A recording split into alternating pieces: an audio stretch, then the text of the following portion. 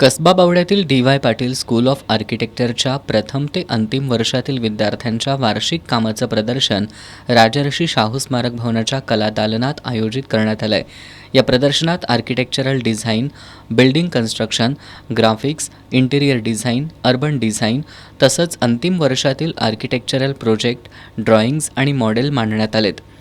या प्रदर्शनाचं उद्घाटन प्रख्यात आर्किटेक्ट गीता बालकृष्णन यांच्या हस्ते करण्यात आलं. आर्ट जत्रा या प्रदर्शनात मुलांनी वेगवेगळ्या व्यक्तिरेखा आणि निसर्गचित्र साकारली आहेत. यावेळी DY. Patil school of architecture आणि गीता बालकृष्णन यांच्या इथॉस फाउंडेशन यांच्यात सामंजस्य करार झालाय.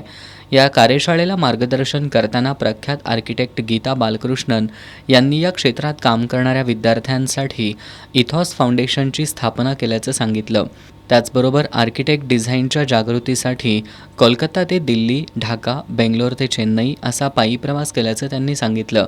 या क्षेत्रात काम करणाऱ्या विद्यार्थ्यांनी डिझाईनबाबत जागृती निर्माण करणं गरजेचं असल्याचं सांगून डी.वाय. पाटील स्कूल ऑफ आर्किटेक्चरसोबत झालेल्या सामंजस्य करारामुळं विद्यार्थ्यांना आर्किटेक्चर आणि बांधकाम क्षेत्रातील विविध विषयांवरील सेमिनार आणि कार्यशाळांमध्ये भाग घेता येणार असल्याचं सांगितलं. यावेळी CHRO श्रीलेखा साटम, आर्किटेक्ट पंकज पळशीकर, शैलेश कडोलकर, प्राध्यापक इंद्रजित जाधव, प्राध्यापिका पूजा जिरगे यांच्यासह विद्यार्थी उपस्थित होते.